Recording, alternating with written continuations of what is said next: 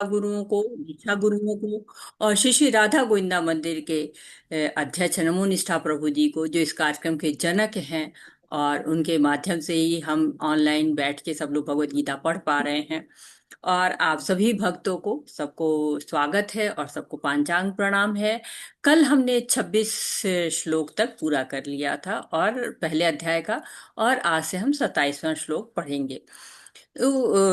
हम लोग सब जानते हैं कि जो ये युद्ध हो रहा है, ये अधर्म पर धर्म की विजय का है, ये युद्ध हुआ है। और उसमें भगवत गीता बोली गई। तो धर्म कहाँ पर रहता है? क्योंकि वैसे तो देखिए तो हम सब पशु कहे जाते हैं ना, कि पशु हैं। क्योंकि धर्म है, इसलिए हम पशुओं से अलग हो जाते हैं। आहार निद्रा भय मैथुनम च सामान्य में तत् पशु भी निराणाम धर्मो ही तेषाम धिको विशेष धर्मेण हीना पशु भी समाना। जब धर्म से हीन हो जाते हैं तो हम पशु के समान हो जाते हैं। क्यों? आहार है। आहार जो जानवर होता है वो हमसे ज्यादा खा सकता है। निद्रा है, कई जानवर हमसे बहुत ज्यादा सो सकते हैं। भालू हैं जो कि ध्रुवी भालू होते हैं। या आप देखिए कि जाड़ों में छिपकलियां वगैरह होती हैं, ये सब निद्रा में चले जाते हैं। इस तरह के रेप्टाइल्स कई। और साथ ही साथ भय, भय के लिए सब इंतजाम करते हैं। कोई गुफा बनाता है, कोई घोंसला बनाता है। और हम भी मकान बनाते हैं, उसमें सुरक्षा के तरह तरह के बात जो है वो लगाते हैं। कैमरे लगाते हैं, ताले लगाते हैं, दरवाजे लगाते हैं। तो हम भी उसका इंतजाम करते हैं। लेकिन जो है निद्रा भी हम आहार निद्रा भय मैथुन सबसे ज्यादा जो है वो बच्चे कौन जानवर पैदा करते हैं। सुअर देखिए एक बार में कितने जानवर पैदा कर देते हैं। तो हम उनमें भी कंपटीशन नहीं कर सकते। लेकिन धर्म एक ऐसी चीज है जो पशु नहीं फॉलो कर सकते हैं। धर्म ही हमको अलग करता है। तो यहाँ पर अब भगवान आ चुके हैं, चारों तरफ सेनाएं सज गई हैं। कई महारथियों के बारे में यहाँ पे वर्णन हुआ है। कल हमने वर्णन किया था जो विकर्ण है, विकर्ण भी जो है वो 100 भाई जो थे उनमें से एक है।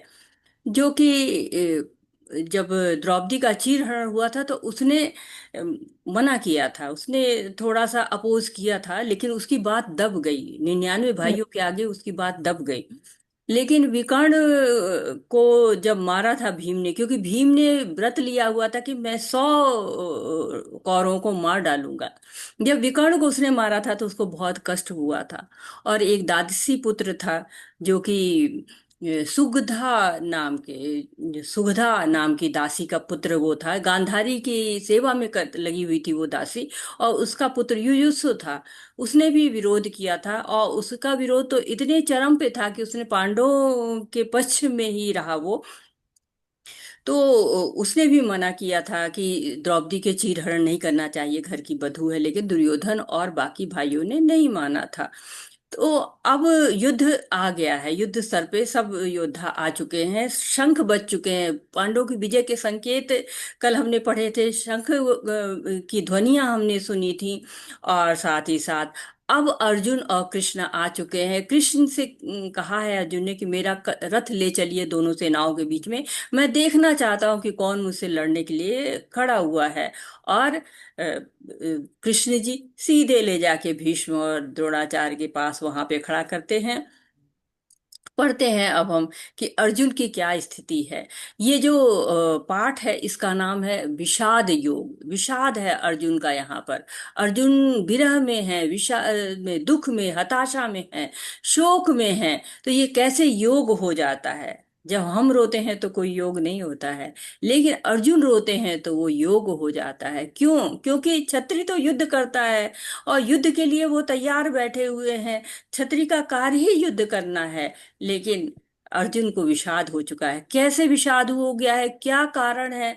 अब आगे हम इन सब के बारे में सुनेंगे। हरे कृष्णा। तो कोई पढ़ना चाहते हैं तो आप लोग, पढ़ने वाले लोग हैंड रेस कर सकते हैं। हरे कृष्णा। हरे कृष्णा।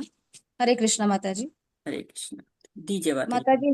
जी माता जी, माता जी मैं श्लोक पढ़ रही हूँ। जी रश्मि गुप्ता माता जी, अब अनुवाद पढ़िए। हरे कृष्ण। हरे कृष्णा माता जी। तान् समीक्ष्य स कौन्तेय सर्वान् बन्धूनवस्थितान् कृपया परयाविष्टः विसिदन् विसिदन् इदमब्रवीत्। हरे कृष्ण। हरे कृष्णा। जब कुंती पुत्र अर्जुन ने मित्रों तथा संबंधियों की इन विभिन्न श्रेणियों को देखा तो वह करुणा से अभिभूत हो गया और इस प्रकार बोला। हरे कृष्णा माता। ठीक है, तो अर्जुन भ्रमित हो गए हैं। भ्रम जब हो जाता है ना, तो सही गलत का विवेक समाप्त हो जाता है। अपने लोग को देख के कमजोर पड़ जाते हैं ना, यही करुणा का भाव होता है। तो अर्जुन भ्रमित हो गए हैं, जबकि अर्जुन भ्रमित नहीं हो सकते, अर्जुन तो भक्त हैं। लेकिन भगवान की ऐसी व्यवस्था हो चुकी है कि अर्जुन भ्रमित हो रहे हैं। तो पढ़ते हैं कि वो भ्रमित होके क्या, कितनी करुणा उनके अंतर्गत आ रही है। तो एक तरह से जो पहला रीजन है हमको मिल रहा है कि करुणा दया आ गई है उनको। पढ़ते हैं हरे कृष्णा। माता जी 28, 29, 30 तीनों श्लोक को पढ़ेंगे। जी माता जी। हरे कृष्ण। अर्जुन उवाच दृष्ट्वेमं सजनं कृष्ण योश्चं समुपस्थितं सीदन्ति मम गात्राणि मुखं च परिशुष्यति वेपथुश्चो शरीरे मे रोमहर्षश्च जायते गाण्डिवं संस्कृते हस्तात् त्वक्चैव परिदह्यते न च शक्नोम्यवस्थातुं भ्रमतीव च मे मनः निमित्तानि च पश्यामि विपरीतानि केशव। हरे कृष्णा। हरे कृष्णा।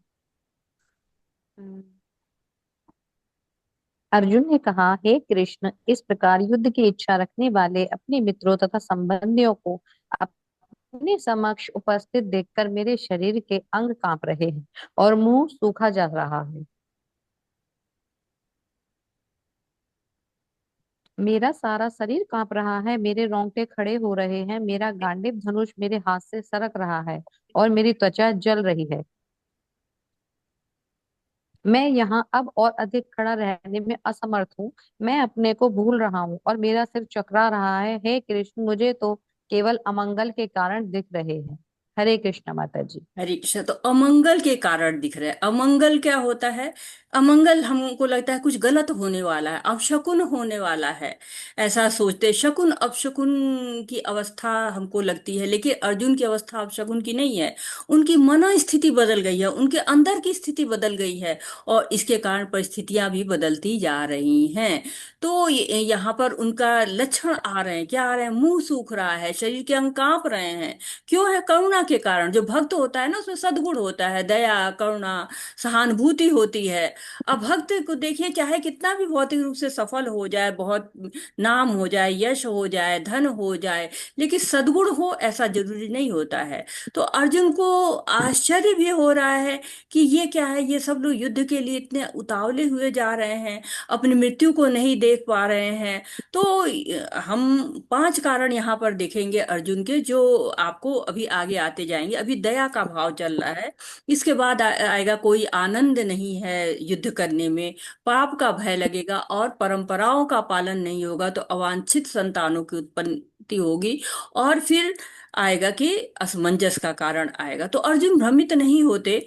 लेकिन अगर अर्जुन भ्रमित नहीं होते तो ये भगवद गीता कहाँ से आती? अगर परीक्षित महाराज ने, अगर उनको भ्रम हो के नहीं होता और उन्होंने सांप को गले में ऋषि के नहीं डाला होता, तो कैसे भागवतम आती? तो अगर कुछ निगेटिव होता है तो सोचिए कि भगवान की ऐसी व्यवस्था हो गई है। जैसे कोई मूवी होती है ना, विलेन जीतता है परंतु डायरेक्टर जानता है कि अंत में जो है हीरो आएगा और सब ठीक ठाक होगा। ऐसे हमारी जिंदगी में भी ये सब होता है। हम एक तरह से मूवी के बीच में हैं। तो भगवान में श्रद्धा रखनी चाहिए, भक्ति करनी चाहिए, और भगवान की योजनाओं में शामिल होना चाहिए। भगवान हमारे लिए योजना बनाते रहते हैं कि हम भगवान के प्रति झुकाव हमारा हो। और हम अगर भगवान के प्रति झुकते हैं तो हम पार कर ले जाते हैं। कोई भी समस्या हमारे जीवन में आती है, हम उसको पार कर ले जाते हैं। अर्जुन भ्रमित की अवस्था में है, और किससे कह रहे हैं? कृष्ण से कह रहे हैं, भगवान से कह रहे हैं। हमारे अंदर भी कोई अगर समस्या आती है तो हमें भगवान से कहना चाहिए, गुरु से कहना चाहिए, शास्त्रों से कहना चाहिए, और उससे समस्याएं सुलझती हैं। तो एक तरह से चकरा रहे हैं वो, असमर्थ हो रहे हैं, अमंगल दिख रहा है। ये युद्ध उनको कहीं से भी फलित होता हुआ, अपने पक्ष में जीत जाने पर भी फलित होता हुआ नहीं दिख रहा है। हरे कृष्णा। हरे कृष्ण।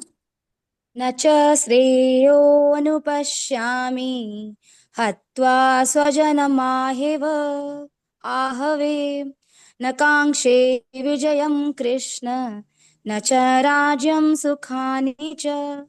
हरे कृष्ण। धन्यवाद हरे रश्मि कृष्णा। माता जी। धन्यवाद माता माता, जी। इसे पढ़ ले माता जी, उसके बाद आप किसी और को बोल जी जी देना।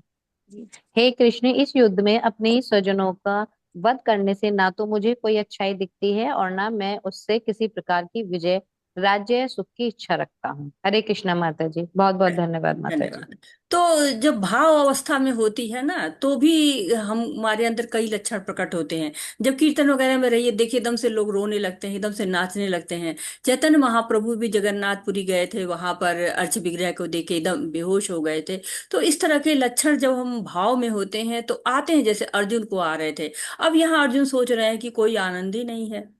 अपने नजदीकी लोग को मार के हम राज्य का सुख भी भोगेंगे तो हमें क्या लाभ होगा? कहते हैं कि हम शारीरिक स्तर पे एक तरह से कृष्ण देख रहे हैं कि अर्जुन आ गए हैं, शरीर के जो रिश्ते हैं उनके बारे में सोच रहे हैं। तो ये एक थोड़ा सा सूक्ष्म जो है वो एक अतृप्ति उनके अंतर्गत आ रही है। वो उस समय की कल्पना नहीं कर पा रहे हैं कि जब वो सब उनके अपने चले जाएंगे। तो इस तरह के भाव उनके अंतर्गत आ रहे कि इनको मार कर क्या आनंद हम लेंगे। तो इससे अच्छा है ना कि कहीं जंगल में चले जाएं। तो परिवार महत्वपूर्ण इस समय दिख रहा है, कृष्ण महत्वपूर्ण नहीं दिख रहे हैं। जबकि होना क्या चाहिए? देखिए, जब सामान होता है और संबंध होते हैं, तो हमें सामान को छोड़ना चाहिए, संबंध को निभाना चाहिए।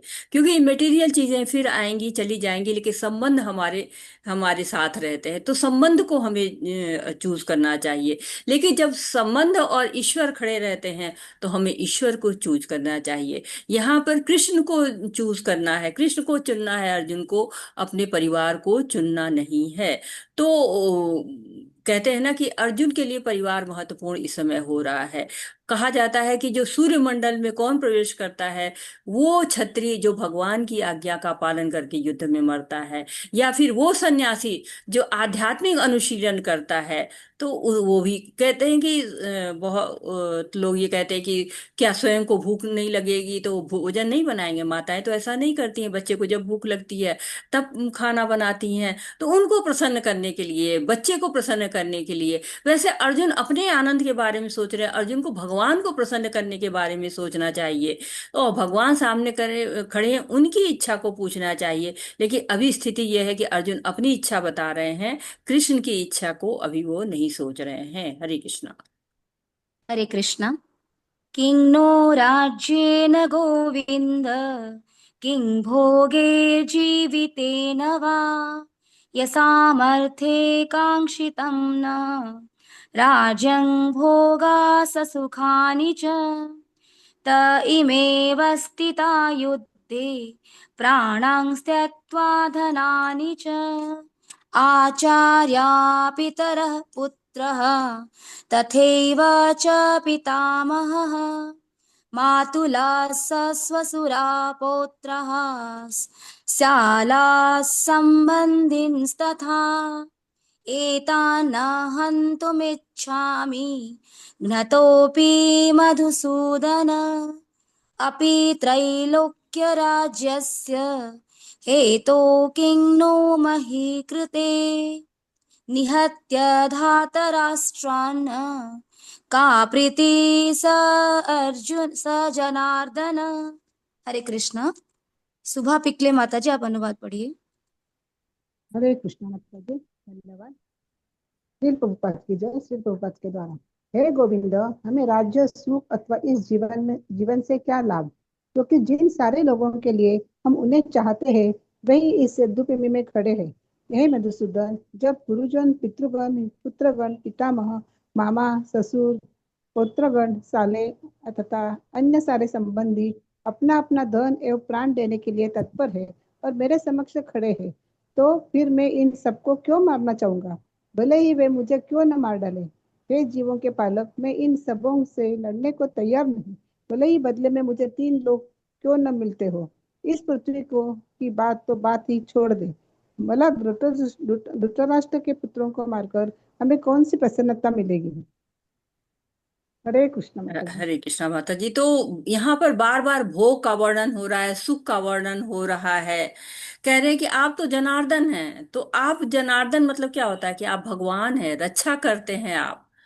और ये जो युद्ध होने वाला है ये तो नाश ले आने वाला, प्रलय की तरह से अल्लाह आने वाला है।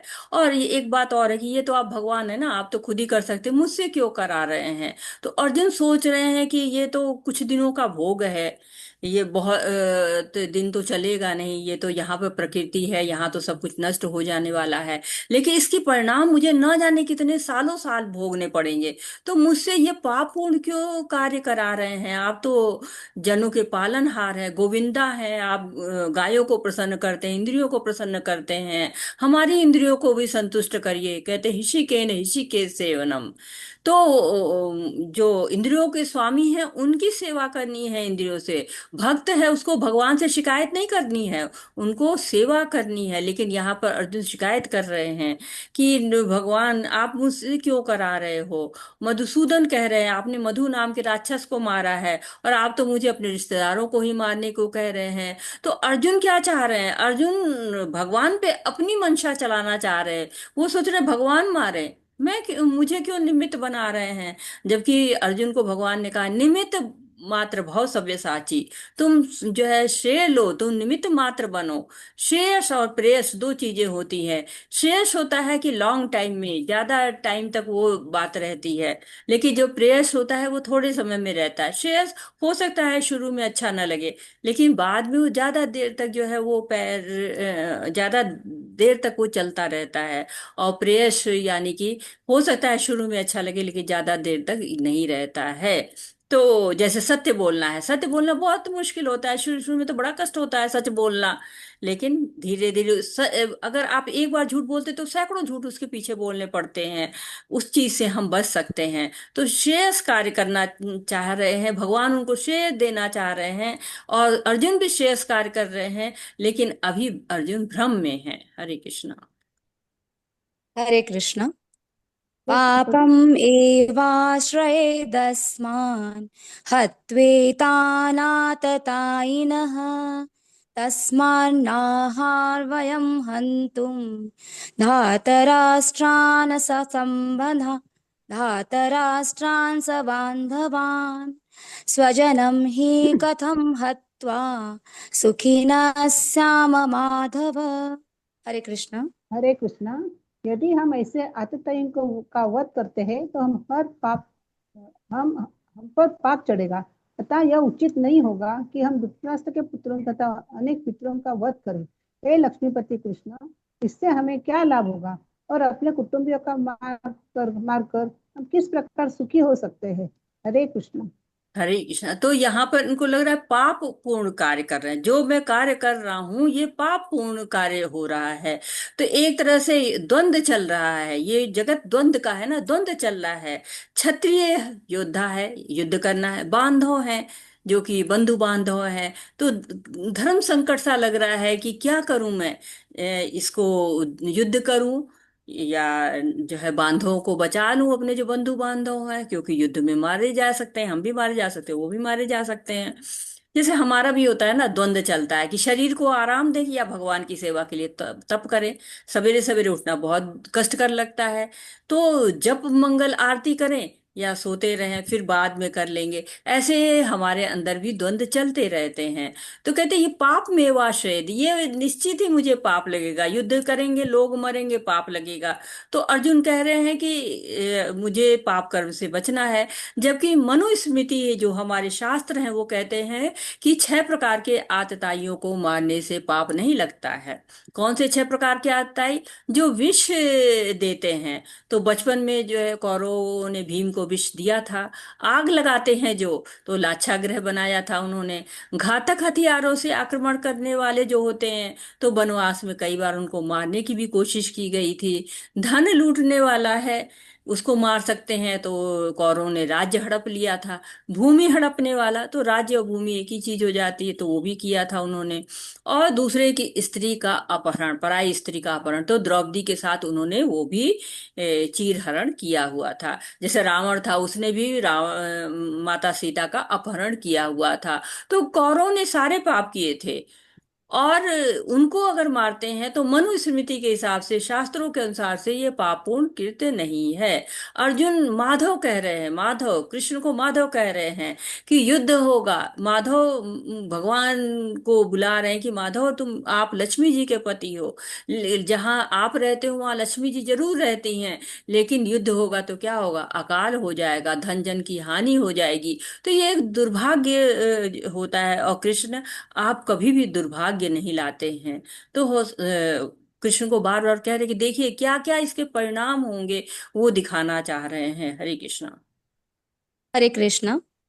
यद्यप्येतेन पश्यन्ति लोभपहत चेतसः कुलक्षय कृतं दोषं मित्रदोहे च पातकं कथं न ज्ञेयस् अस्माभिः पापदस्मान्निवर्तितुं कुलक्षय कृतदोषं प्रपश्याद्भिजनार्दन। हरे कृष्णा। धन्यवाद सुबह पाता जी। जलेंद्र प्रताप प्रभु जी, आप पढ़िए अनुवाद। धन्यवाद माता जी। आगे माता जी दंडवत प्रणाम। हे जनार्दन, यद्यपि लोभ से अभिभूत चित्त वाले लोग अपने परिवार को मारने या अपने मित्रों से द्रोह करने में कोई दोष नहीं देखते, किंतु हम लोग जो परिवार के विनष्ट करने में अपराध देख सकते हैं, ऐसे पाप कर्मों में क्यों प्रवृत्त हों? है कुछ माता जी। हरे कृष्णा। तो कह रहे हैं कि परिवार विनष्ट हो जाएगा, परिवार का लोभ बहुत ज्यादा है अर्जुन को, कि परिवार विनष्ट होगा मेरा। विपक्षी लोग तो केवल जो कौरवों की सेना है वो तो युद्ध का परिणाम में सोच ही नहीं रहे, उसको लग रहा है कि हमारी 11 सेना है, हम तो जीत ही जाएंगे। लेकिन यहाँ पर अर्जुन सब बातों को सोच रहे हैं। अब छत्री हैं, कुटुंब का नाश तो होगा ही होगा, लेकिन दोष दोनों पर लगेगा। दुर्योधन पीछे नहीं हट रहा है, और अर्जुन ऐसे हैं कि युद्ध के लिए तैयार नहीं हो रहे हैं। तो ये बड़ी स्थिति है। सभी भक्त अपने जो कार्य करते हैं ना, उसके परिणामों के पीछे सावधान रहते हैं कि हमें गलत तो नहीं कर रहे हैं, धर्म विरुद्ध तो नहीं कर रहे हैं, इससे हमें पाप तो नहीं लगेगा, इसके परिणाम क्या होंगे। भक्त हमेशा इस बारे में सोचते हैं। हरे कृष्णा। हरे कृष्णा। कुलक्षये प्रणश्यन्ति कुलधर्मा सनातनः धर्मे नष्टे कुलं कृष्णम् अधर्मोऽभिभवत्युत। हरे कृष्णा।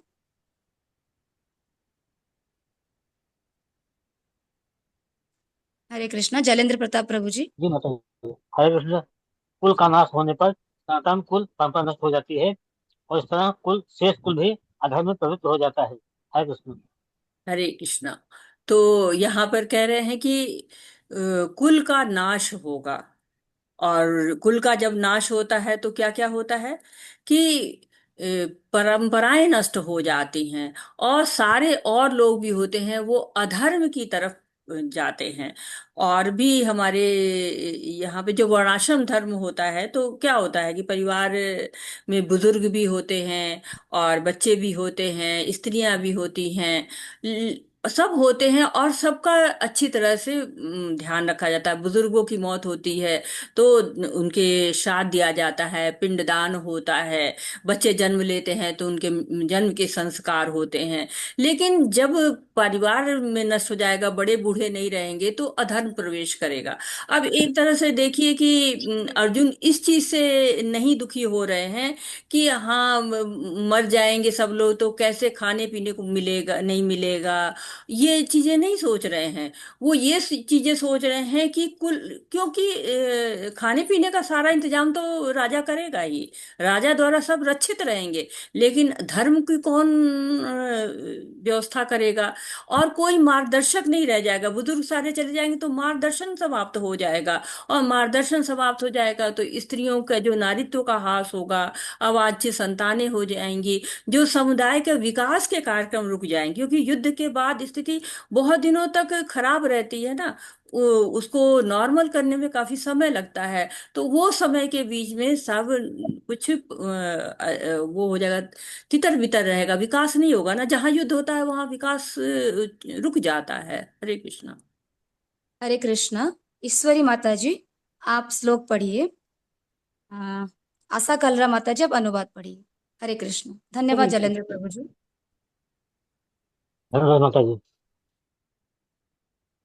हरे कृष्णा। सादर प्रणाम माता जी। धन्यवाद माता जी। हरे कृष्णा। बढ़िया बात।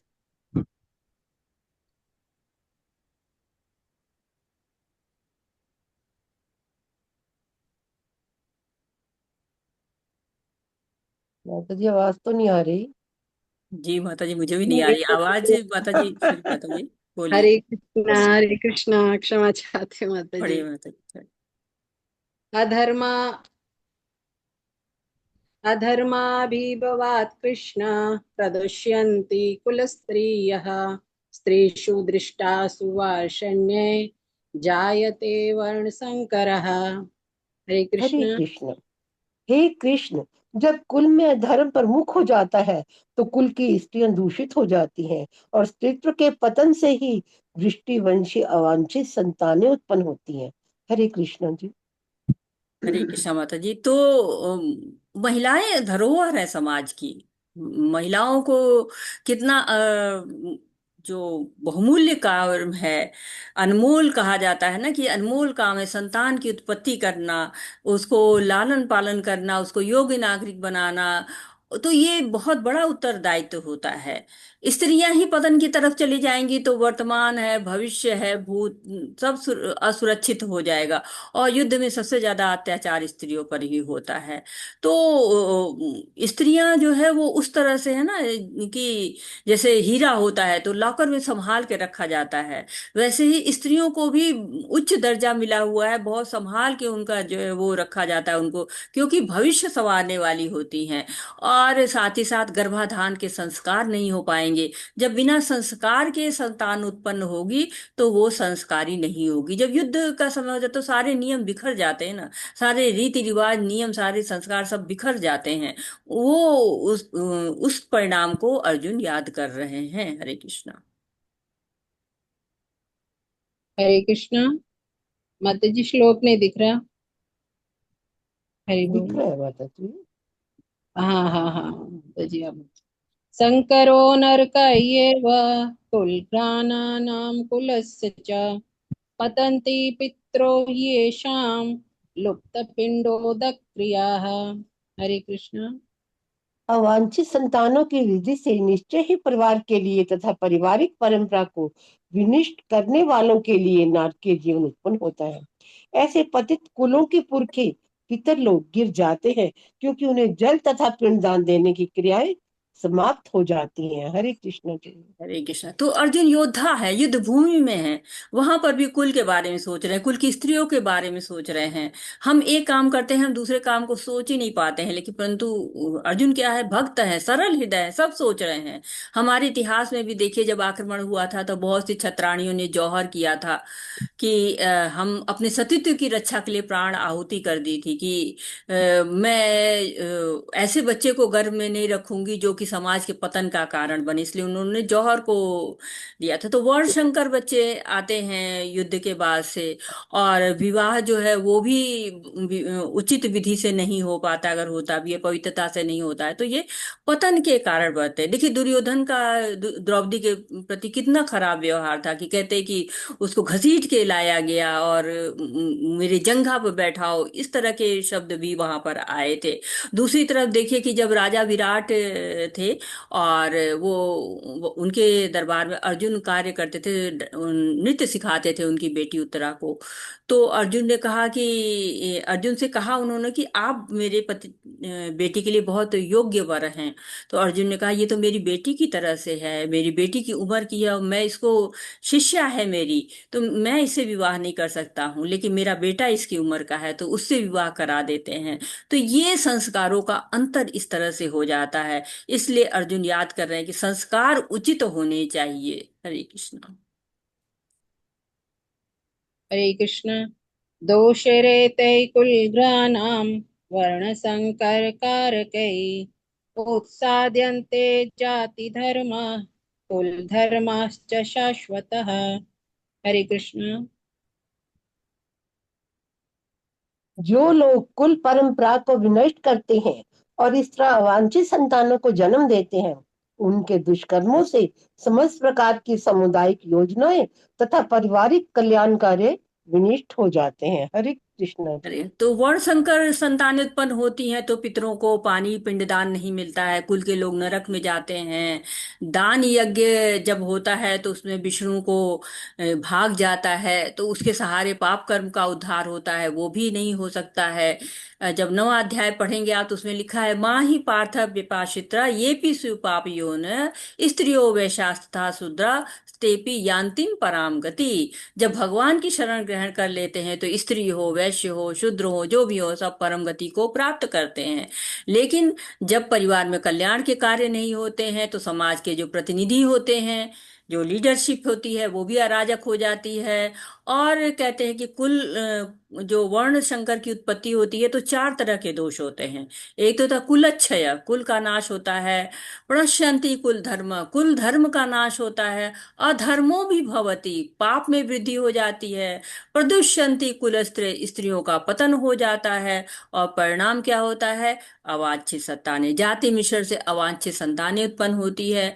नारकीय जीवन हो जाता है, पितरों का पतन हो जाता है। तो जाति धर्म कुल सब विनष्ट हो जाता है। तो एक तरह से परिवार के क्षय के बारे में सोच रहे हैं अर्जुन। हरे कृष्णा। हरे कृष्ण। उत्सन्न कुलधर्माणां मनुष्याणां जनार्दन नरके नियतं वासो भवतीति अनुशुश्रुम्। हरे कृष्ण। हरे कृष्ण। एक धन्यवाद प्रजा आशा कल्ला काले माता जी। कृष्ण। हरे कृष्ण माता जी, माता जी धन्यवाद। धन्यवाद माता जी। दीपक धन्यवाद। चौधरी प्रभु जी, आप अनुवाद पढ़िए। हरे कृष्णा माता जी। हे प्रजापालक कृष्ण, मैंने गुरु परंपरा से सुना है कि जो लोग कुल धर्म का विनाश करते हैं वे सदैव नरक में वास करते हैं। हरे कृष्णा माता जी। हरे कृष्ण प्रभु जी। तो कह रहे हैं ना कि गुरु ने कहा है, अर्जुन ये जो है वो इस चीज को सोच रहे हैं कि हमको गुरु परंपरा से पता चला है, आचार्यों ने बताया है, गुरुओं ने भी बताया है कि जो कुल धर्म का विनाश करते हैं उनको नरक मिलता है। तो सोच रहे हैं कि मैं अगर ये युद्ध करता हूं तो मैं तो नरक का भागी हो जाऊंगा। तो ये भी उनको चिंता लग रही है। हरे कृष्णा। हरे कृष्ण। अहो बत महत् पापं कर्तुं व्यवसिता वयं यद् राज्य सुख लोभेन हन्तुं स्वजनम् उद्यतः। हरे कृष्ण। हरे कृष्णा माता जी। ओह, कितने आश्चर्य की बात है कि हम सब जघन्य पाप कर्म करने के लिए उद्यत हो रहे हैं। राज्य सुख भोगने की इच्छा से प्रेरित होकर हम अपने ही संबंधियों को मारने पर तुले हैं। हरे कृष्णा माता जी। कह रहे कि हम कैसे ऐसे हो गए हैं कि हम अपने ही लोग को, अपने सगे संबंधियों को और अपने कुल के लोगों को मारने के लिए तैयार हो गए। ये राजसुख लेके मैं करूंगा क्या? ये तो पाप कर्म है, जघन्य पाप कर्म है, हल्का फुल्का नहीं है, बहुत जघन्य पाप कर्म है। और फिर भी लोग इस पे कैसे उद्यत हो रहे हैं, उनको आश्चर्य हो रहा है। हरे कृष्णा। हरे कृष्ण।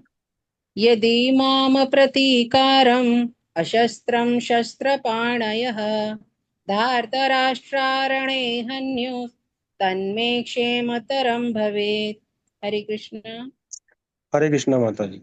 यदि शस्त्रधारी धृतराज के पुत्र मुझे निहत्थे तथा रणभूमि में प्रतिरोध न करने वालों को मारे, तो ये मेरे लिए श्रेयस्कर होगा। हरे कृष्णा माता जी।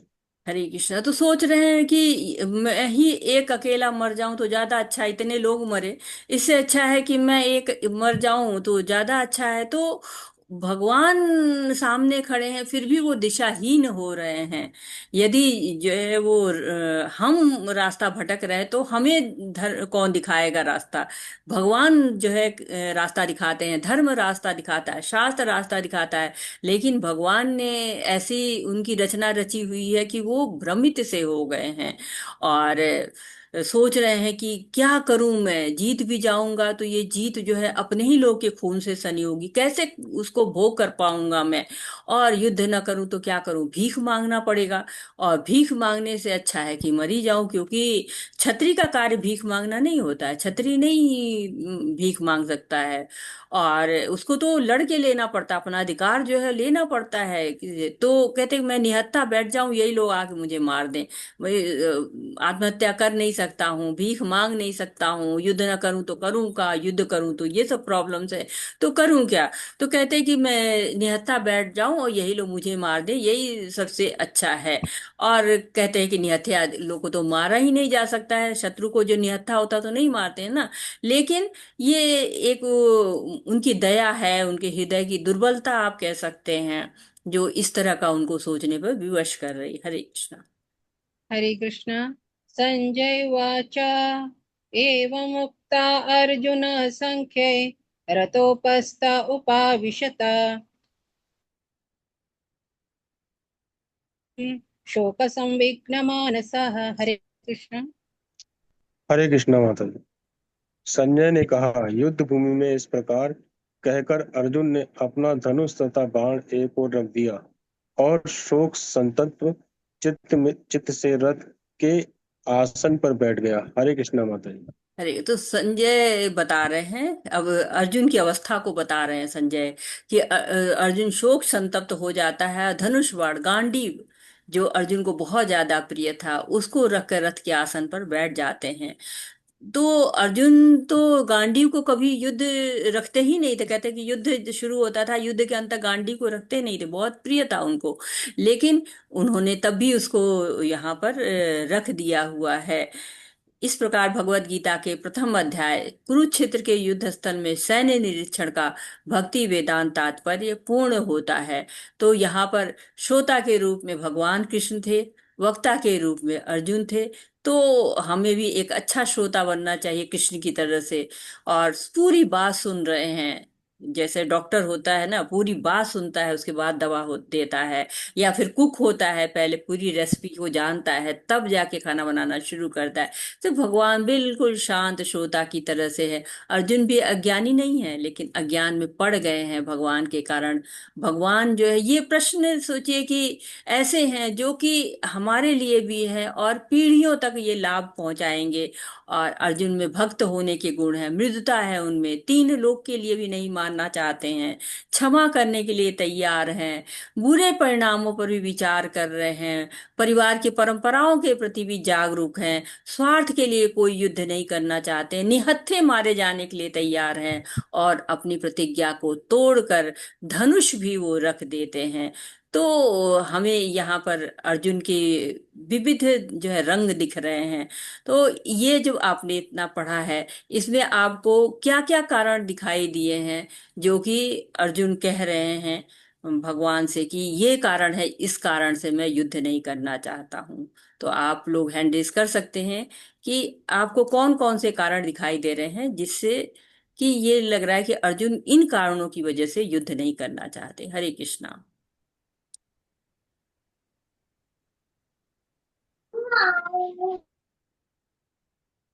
हरे कृष्णा। कोई कौन बोलना चाहता है? क्योंकि हैंड्स तो रेज बहुत सारे हैं। मीनल माता जी आप बोल सकते हैं, बोलिए। हरे कृष्णा। हरे कृष्णा माता जी, दंडवत प्रणाम। हरे कृष्णा माता जी। माता जी, अर्जुन जी को मोह हो गया है अपने परिवार के प्रति। उन्होंने अपने परिवार को देखा तो, और उन्होंने कारण बताए कि जैसे स्त्रियां दूषित हो जाएगी, पिंडदान करने वाला कोई नहीं बचेगा परिवार में। वो बड़े बूढ़े और ये आगे वंश परंपरा निभाने वाला कोई नहीं होगा। ऐसे 5 कारण टोटली अर्जुन जी ने। जी माता जी बिल्कुल सही कह रहे हैं। और कोई बताना चाहता है? तो जी मैं हरे बोलूं। कृष्णा माता जी। हरे कृष्णा। हरे कृष्णा। माता जी, ये पहले तो अर्जुन को करुणा आती है हम्म, वो मारने के से। दूसरा, वो उसको लगता है कि मुझे आनंद नहीं मिलेगा उसका, और पाप पाप का डर लगता है, और कौटुंबिक परंपरा का भय लगता है, और अनियमितता होती है उसको। हरे कृष्ण। हरे कृष्णा। तो जी बहुत मिसाल सुंदर। वो मैं बोलूं। जी जी बोलिए माता जी। वो बोलता है कि हम इधर अपने ही लोगों को हमने मार दिया तो वो बिल्कुल अच्छा योग्य नहीं है। उसका उससे हमको क्या लाभ होने वाला है। जी अपनी नातलकान की हत्या करके हम कैसे सुखी हो सकते हैं। जी जी जी इससे बिल्कुल। वो बोलता है। जी बिल्कुल सही कह रहे हैं। तो एक तरह से आप यहाँ पर देखते हैं कि जो दया आ रही है अर्जुन को कि अपने हमको और ही पाप लगेंगे ऐसा वो बोलता है, हाँ हमको ऐसा पाप पाप बहुत लगे। लगेगा। बिल्कुल। और मोह कोई होगा। आनंद नहीं दिख रहा ना उनको, कि आनंद ही नहीं हम्म। है इसमें, कि जो है वो किसी को, इन लोगों को मार के मुझे कोई आनंद नहीं मिलेगा। अगर स्वर्ग मिल भी, अरे वो, अगर मुझे राज्य मिल भी जाए तो मुझे आनंद नहीं लगेगा, पाप भी लगेगा मुझको, परिवार की परंपराएं नष्ट होंगी। तो ये सारे प्रश्न उनके मन में आ रहे हैं। हरे और कृष्णा। पूरा कुल में से स्त्रियां भी वो बाद में दूषित होता है और स्त्री जाति का पतन होता है। वो जी भी वो जी बोलता है। जी जी बिल्कुल बिल्कुल सही बात। संतति अच्छा नहीं होगा। तो शुरू करते हैं, हम दूसरे अध्याय की तरफ आते हैं। और पहला अध्याय हमारा समाप्त हो चुका है। हरे कृष्णा कृष्ण कृष्ण हरे हरे, हरे रामा राम राम हरे हरे। हरे हरे। दूसरा अध्याय हम शुरू करते हैं। और इसको कौन पढ़ेगा? हरे कृष्ण माता जी दीजिए पढ़ने को। जी हरि माता जी। हरे कृष्णा। हरिप्रिया माता जी, मेरे को शुरू करना है क्या? जी माता जी आप पढ़िए। धन्यवाद माता जी। और अध्याय 2। मधु जी मधु कपूर माता जी आप अनुवाद पढ़िए। हरे कृष्ण। अध्याय 2, गीता का सार। संजय उवाच, तं तथा कृपयाविष्टम् अश्रुपूर्णाकुलेक्षणम् विषिदन्तम् इदं वाक्यम् उवाच मधुसूदनः। हरे कृष्ण। हरे कृष्णा। डॉक्टर मधु कपूर माता जी पढ़िए हरे माता जी। कृष्णा माता जी, दंडवत प्रणाम। गीता का सार। संजय ने कहा, करुणा से व्याप्त शोक युक्त अश्रुपूरित नेत्रों वाले अर्जुन को देखकर मधुसूदन कृष्ण ने ये शब्द कहे। हरे कृष्णा। हरे कृष्णा माता जी। हरे कृष्णा। तो ये अध्याय का नाम है गीता का सार। यानी पूरी गीता में जो कुछ लिखा हुआ है ना, उसका सार यहाँ पे दिया हुआ है। इसी का विस्तृत रूप आप जो है वो पढ़ेंगे। इस अध्याय को सांख्य योग भी कहा जाता है। सांख्य का मतलब अगर आप शाब्दिक अर्थ में लीजिए तो होता है कि गिनना, विश्लेषण करना। और लेकिन सांख्य का एक अर्थ होता है बिंदु। जो मुख्य मुख्य बिंदु है ना भगवत गीता के, वह उनकी चर्चा यहाँ पर होगी और फिर उसका विस्तार आप आगे के अध्यायों में देखेंगे। तो इस अध्याय में बहुत सारे, आप बहुत अच्छे अच्छे श्लोक आपको दिखाई देंगे। और उनको आप याद भी कर सकते हैं। और कई श्लोक ऐसे होंगे जिन श्लोकों को आपने सुना भी होगा, जगह जगह लिखे देखे भी होंगे। तो अर्जुन की अवस्था का संजय जी वर्णन किए हैं। और 4 कारण हमको पता चल गए हैं, जैसे अभी हम लोगों ने बात किया था कि दया है, और साथ ही साथ परिवार की परंपराएं नष्ट होंगी, कोई आनंद नहीं है, और पारिवारिक परंपराएं, पाप का लगेगा। इस तरह से 4 जो कारण है वो आ चुके हैं। 5वां कारण अभी आने वाला है। पांचवा कारण असमंजस का है, निर्णय नहीं लेने पा रहे, संशय में हो रहे हैं, क्या सही है क्या गलत है समझ नहीं पा रहे, बहुत सारी दुविधाओं में पड़े हुए हैं। तो ये जो अध्याय है, इसमें 1 से 10 तक के जो श्लोक हैं, उसमें कृष्ण अर्जुन को डांट लगाते हैं कि क्या क्या डांट लगाते हैं, ये आगे हम पढ़ेंगे। और अर्जुन कृष्ण को गुरु स्वीकार कर लेते हैं। और 11 से 30 जो श्लोक हैं, वो सांख्य के बारे में हमें बताते हैं।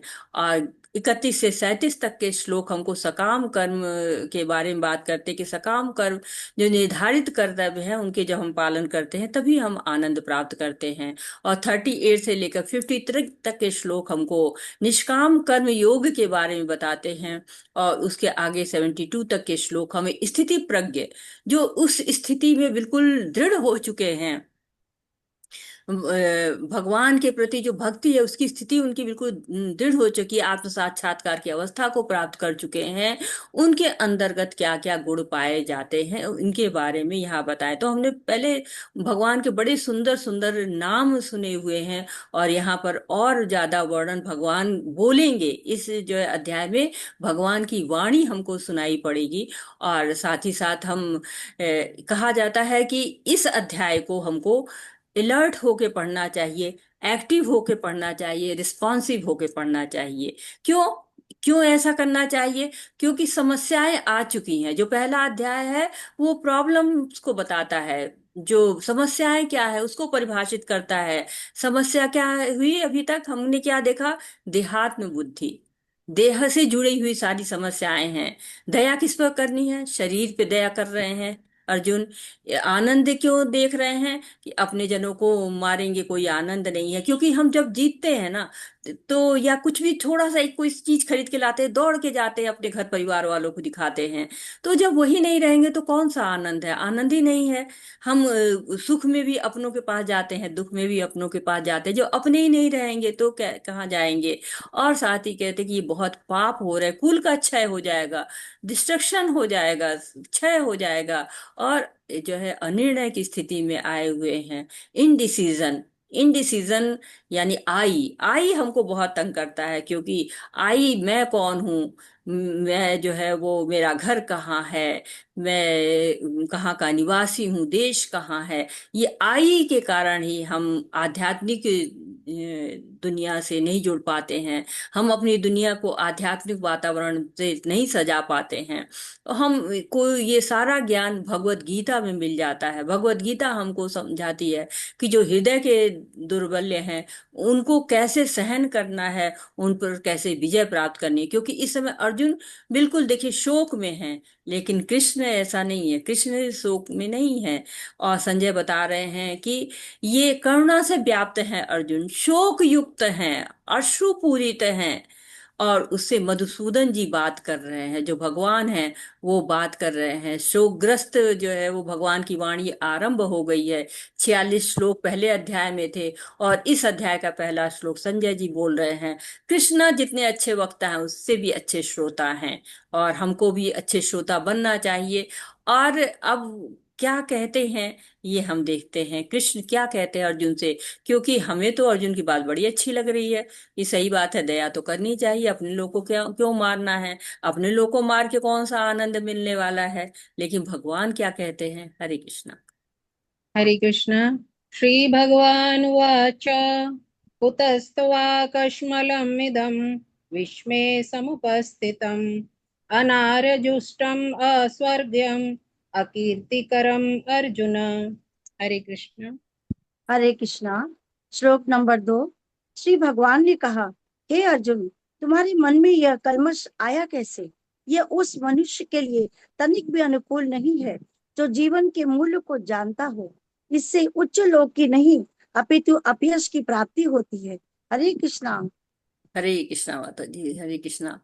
तो क्या कह रहे हैं? अर्जुन युद्ध नहीं चाह रहे हैं, गांडीव रख के बैठ गए। और कृष्ण क्या कहते हैं कि तुम में ये चीज कैसे आ गई, इस तरह का तुम्हारे अंदर कैसे भाव आ रहा है? कुलस सवा कश्मलम, ये कलमश तुम्हारे अंदर कहाँ से आ रहा है? तुम तो क्षत्रिय हो, युद्ध करना तुम्हारा काम है, पहली बार तो लड़ नहीं रहे हो, कितने युद्ध तुमने लड़े हैं। लेकिन यहाँ पर जो है तुमको क्यों ऐसा समझ में आ रहा, अनार्य जुष्टम, अनार्यों जैसा व्यवहार कर रहे हो। अनार्य क्या करते हैं कि उचित नीति के अनुसार, वैदिक शास्त्रों के अनुसार व्यवहार नहीं करते हैं। अकीर्ति कर्म, कीर्ति को घटाने वाला, कुल का यश कम हो जाएगा, ऐसे कार्य तुम कर रहे हो। अस्वर्गीय, स्वर्ग नहीं जा सकोगे, मतलब स्वर्ग न जाने का मतलब है कि तुम्हें उच्च लोक की प्राप्ति नहीं होगी। तो तुम ऐसे क्यों, मतलब तुम्हारा व्यवहार ये उचित नहीं है। जबकि हमको तो बड़ा उचित लग रहा है कि हाँ, भगवान तो सही कह रहे हैं, ये अर्जुन तो सही कह रहा है, लेकिन भगवान उसको डांट लगा रहे हैं कि नहीं, ये तुम्हारे अंदर गलत चीजें आ रही, कलमश है ये, जो दोष हो है ये नहीं होना चाहिए। और यहाँ पर एक चीज और हम मेंशन कर सकते हैं कि यहाँ पर भगवान, श्री भगवान वाचा कहा गया है। भगवान बोल रहे हैं, कृष्ण नहीं बोल रहे हैं, भगवान बोल रहे हैं। क्यों? क्योंकि भगवान जो है वो तीन अवस्थाएं बताई गई हैं, कि परम सत्य की तीन अवस्थाएं बताई गई हैं। वदंती तत्व विदिश तत्वम यज ज्ञानम अद्ययम ब्रह्मेति परमात्मेति भगवानीति शब्दते। तो ये भगवान की तीन अवस्थाएं हैं, ब्रह्म, परमात्मा और भगवान। इसको कैसे समझ सकते हैं? जैसे ट्रेन आ रही है, ट्रेन बहुत दूर से जब आती है तो एक पूरा गोल सा लाल सा दिखाई देता है, तो हम समझ जाते हैं ट्रेन आ रही है। और अभी केवल दिखाई, वो जो तेज रूप है, जो लाल लाल रूप है, या सूर्य निकल रहा है तो किरणें आ रही हैं, अभी सूर्य नहीं दिख रहा है, तो वो क्या है? ब्रह्म की अवस्था, तेजोमय अवस्था है। और परमात्मा की अवस्था, परमात्मा की अवस्था वो होती है जो कि अब ट्रेन नजदीक आ गई, अब वो जो है वो थोड़ी थोड़े डिब्बे वगैरह दिखने लगे हैं, मतलब अब और जो है भगवान थोड़ा क्लियर होने लगा, उनका परमात्मा रूप हमको सामने आ रहा है। या सूर्य से अगर तुलना ले तो सूर्य दिखाई पड़ना शुरू हो गया है, वो परमात्मा की स्थिति है। और तीसरी भगवान की स्थिति, जो कि साकार रूप में पूरा भगवान हमको दिखाई, जैसे ट्रेन आ गई, अब हमको दिख रहा है कि उसमें लोग बैठे हुए हैं, पंखा चल रहा है, लोग उतर सकते हैं, लोग चढ़ रहे हैं। तो ये जब पूरी तरह से हमको दिखाई पड़ने लगा, वो भगवान की अवस्था, साकार में अवस्था होती है। तो भगवान की एक अवस्था नहीं है, वो हमारे जैसे नहीं है ना, उनकी अवस्थाएं तीन अवस्थाएं हैं। ब्रह्म अवस्था है जो कि तेज है, केवल भगवान का तेज है, निराकार रूप है। परमात्मा रूप जिसमें भगवान जो है वो चार हाथों वाले और होते हैं, वो परमात्मा स्वरूप है। और भगवान का स्वरूप त्रिभंग ललित मुद्रा, जो हमें साकार रूप में अर्च विग्रह में दिखाई देती है, वो भगवान रूप है। तो भगवान को इस तरह से हम समझ सकते हैं। और उस भगवान की व्याख्या व्यास देव के पिता पराशर मुनि ने की है। समस्त धन, शक्ति, ऐश्वर्य, सौंदर्य, ज्ञान तथा त्याग से युक्त परम पुरुष भगवान कहलाता है। तो भगवान क्या है उनमें, जिसमें अथाह धन हो। आप और जगह देखिए, कहीं पत्रिका निकलती है तो कभी कोई फर्स्ट नंबर पे आता है, कभी कोई सेकंड नंबर पे आता है, आज जो ऊपर है वो नीचे आ जाता है। लेकिन जो भगवान है ऐसा नहीं, भगवान हमेशा जिनके पास अपार धन हो, अपार शक्तियां हो, अपार यश हो। भगवान की शक्तियां भी अनंत शक्तियां हैं। उसमें से मुख्य तीन शक्तियां होती, संबित शक्ति, संगीत शक्ति, हलादनी शक्ति।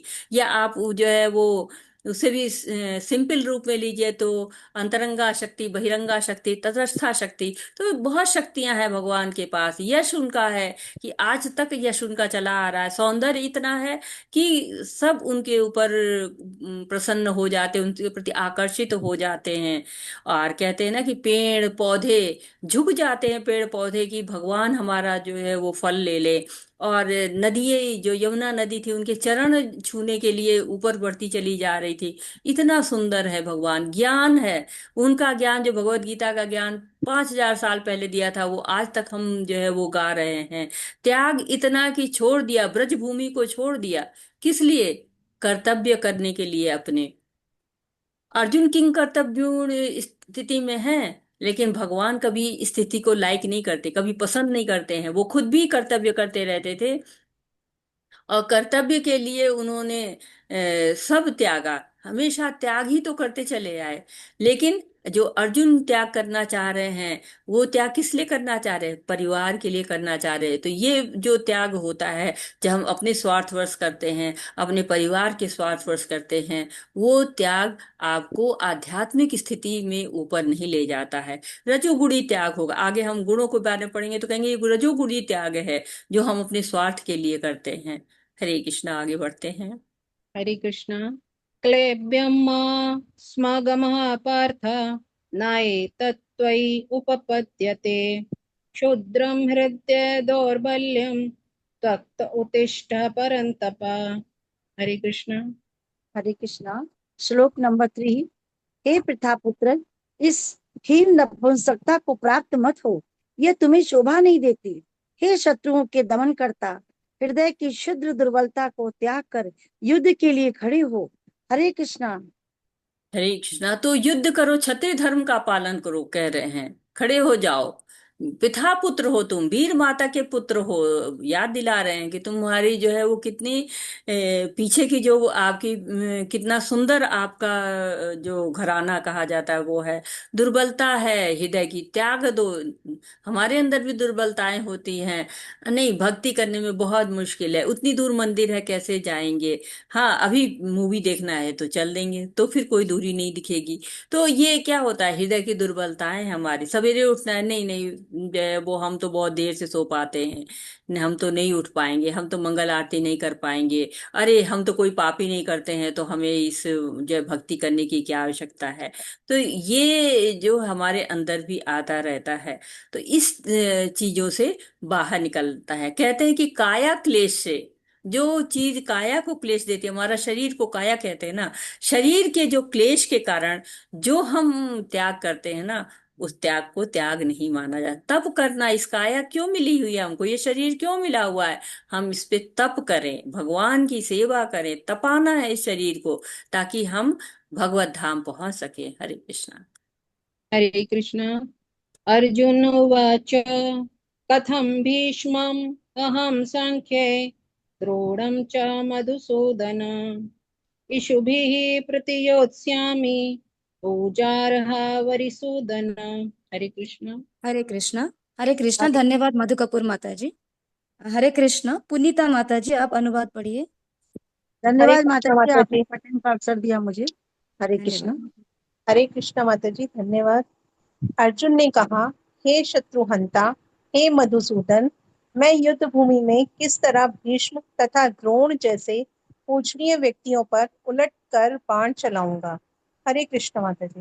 हरे कृष्णा, तो कह रहे अरिसूदना, आप तो अरिसूदन हो। आपने तो अपने अरि दुष्टों पर, यानी कि अपने शत्रुओं पर संहार किया हुआ था। और मधुसूदन हो आप, मधु नाम के असुर को आपने मारा था। और मुझसे आप कह रहे हैं कि मैं भीष्म को मारूं, द्रोण को मारूं। द्रोण जो है हमारे गुरु हैं, भीष्म हमारे दादा हैं, मैं इनकी गोद में खेला हुआ हूं। तो इनको मैं कैसे इन पे वार चलाऊं, पूजनीय है। गुरु को तो कहते हैं कि गुरु डांट भी दे, मार भी दे, गलत भी कह दे, तो उससे वाणी से भी युद्ध नहीं करना चाहिए, मुझे तो शारीरिक युद्ध करना है। तो अर्जुन युद्ध न करने के अभी भी तर्क दिए जा रहे हैं। हरे कृष्णा, जबकि भगवान को डांट भी चुके हैं। हरे कृष्ण। गुरून् हत्वा हि महानुभावान् श्रेयो भोक्तुं भैक्षं पिह लोके हत्वार्थकामास्तु गुरून्निहेव भुञ्जीय भोगान् रुधिरप्रदिग्धान्। हरे कृष्ण। हरे कृष्ण। ऐसे महापुरुषों को जो मेरे गुरु हैं, उन्हें मारकर जीने की अपेक्षा इस संसार में भीख मांगकर खाना अच्छा है। भले ही वे सांसारिक लाभ के इच्छुक हों, किंतु है तो गुरुजन ही। यदि उनका वध होता है तो हमारे द्वारा भोग्य प्रत्येक वस्तु उनके रक्त से सनी होगी। हरे कृष्ण। हरे कृष्णा, तो उनको लग रहा है अर्जुन के को कि कौन सी स्थिति मेरे लिए श्रेष्ठ है, किस स्थिति को मैं अपने लिए श्रेष्ठ मानूं। गुरु की हत्या करके जो है वो मुझे कैसे जीने का हक कैसे मिल पाएगा, ये स्थिति तो मुझे बिल्कुल भी अच्छी नहीं लग रही है। तो क्या श्रेष्ठ है कि कौरव मुझे मार दे या मैं युद्ध जीत जाऊं, कौन सी स्थिति अच्छी है। क्योंकि जब मैं जीत भी जाऊंगा तो ये द्रोणाचार्य, कृपाचार्य, भीष्म, ये लोग हमारे साथ में नहीं होंगे।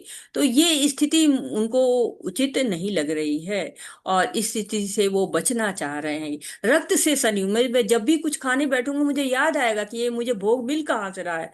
ये उससे मिला है जिससे कि मैंने अपने लोगों की हत्या कर दी है। हरे कृष्णा। हरे कृष्ण।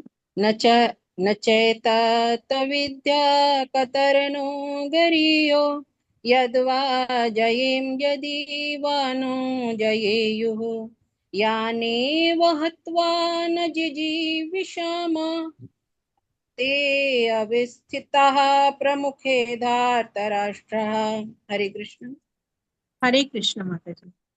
हम यह भी नहीं जानते कि हमारे लिए क्या श्रेष्ठ है, उनको जीतना या उनके द्वारा जीते जाना।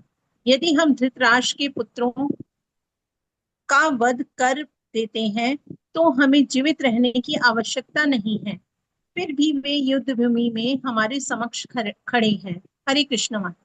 हरे कृष्णा। जो लोग हैं, चाहे गुरु हैं या दादा हैं जी हैं, तो ये सब लोग भले ही गलत कर रहे हैं, वो लोग दुष्ट लोगों की रक्षा कर रहे हैं, लेकिन उसके बाद भी गुरु हैं ऐसा वो सोच रहे हैं।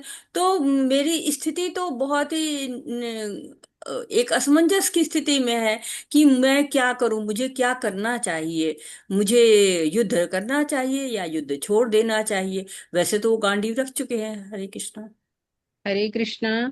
कार्पण्य दोषो उपहत स्वभावः पृच्छामि त्वां धर्म सम्मूढचेता यश्रहस्यानिश्चितं ब्रूहि तन्मे शिष्यस्तेऽहं चादिमां त्वां प्रपन्नम्। हरे कृष्णा। हरे कृष्णा। धन्यवाद पुनीता माता जी। अनीता बहुत माता बहुत जी। आभार माता जी।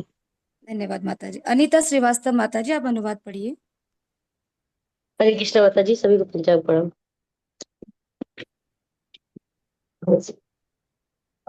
श्री प्रभुपाद की जय हो। अब मैं आपकी कृपण दुर्बलता के कारण अपना कर्तव्य भूल गया हूँ, सारा धैर्य खो चुका हूँ। ऐसी अवस्था में मैं आपसे पूछ रहा हूँ कि जो मेरे लिए श्रेयस्कर हो उसे निश्चित रूप से बताएं। अब मैं आपका शिष्य हूँ और आपका शरणागत हूँ, कृपया मुझे उपदेश दें। हरे कृष्ण माता जी। हरे कृष्ण। तो कह रहे कार्पण या दोष हो, तो कृपण है। कौन कृपण होता है? हरे कृष्णा। आप लोग किसको कृपण कहते हैं? कहते हैं ना तुम तो बड़े कंजूस हो, किसको कहते हैं?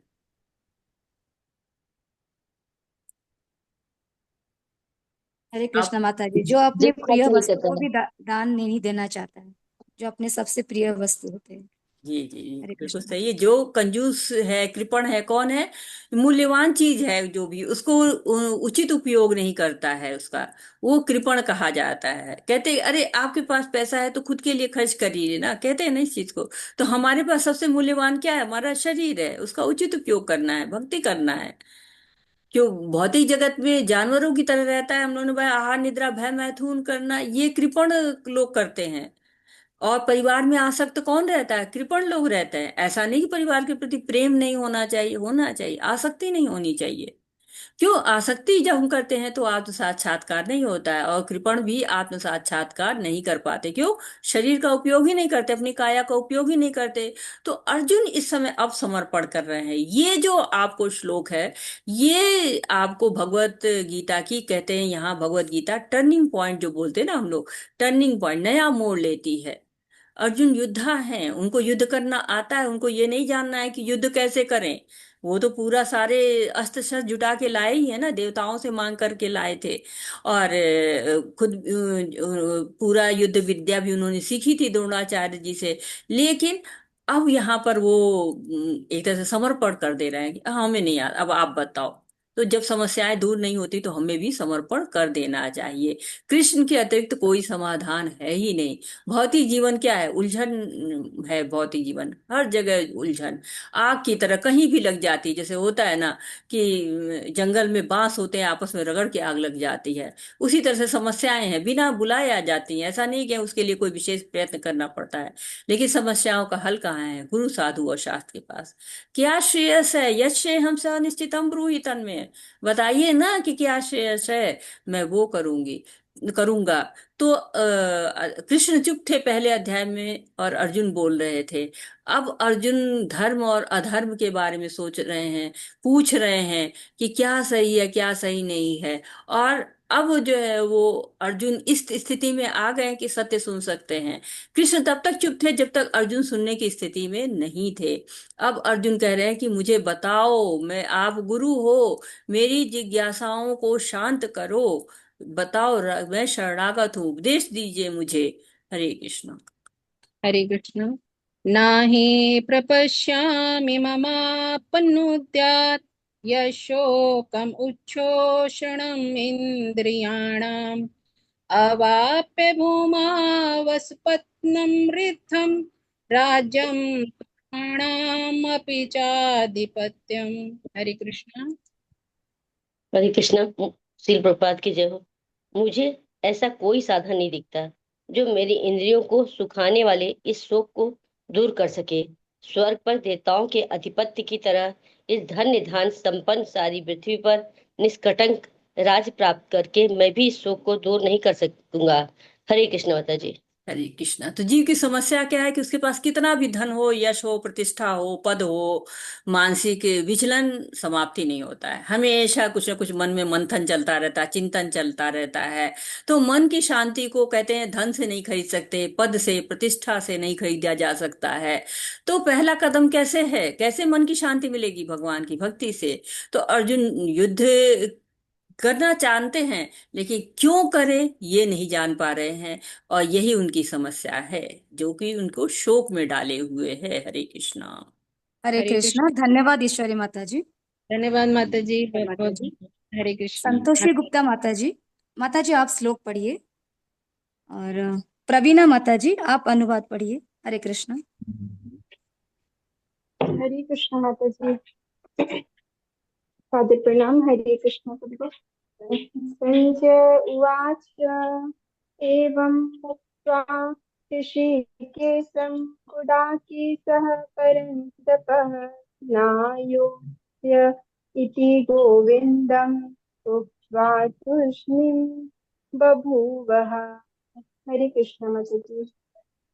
हरे कृष्णा माता जी, दंडवत प्रणाम।